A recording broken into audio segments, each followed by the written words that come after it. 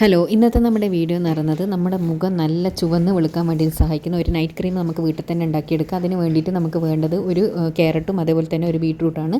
ക്യാരറ്റും ബീട്രൂട്ടും ഇതേപോലെ ഒന്ന് കഴുകി വൃത്തിയാക്കി ചെറുകിയെടുത്തതിന് ശേഷം അതിൻ്റെ ആ ഒരു ലിക്വിഡ് നല്ല രീതിയിൽ തന്നെ നമ്മളൊന്ന് പിഴിഞ്ഞെടുക്കുക കേട്ടോ.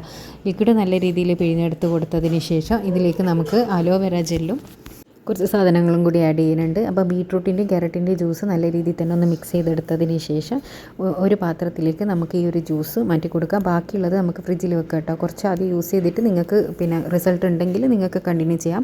ഒരു ടേബിൾ സ്പൂണും അലോവേര ജെല്ലും അതേപോലെ തന്നെ ഒരു വൈറ്റമിൻ ഇ ക്യാപ്സ്യൂളാണ് ഞാൻ ആഡ് ചെയ്ത് കൊടുത്തിട്ടുള്ളത്. നന്നായിട്ടൊന്ന് മിക്സ് ചെയ്ത് കൊടുക്കുന്നതനുസരിച്ച് അതൊരു ക്രീമി കൺസിസ്റ്റൻസിയിലായി കിട്ടും.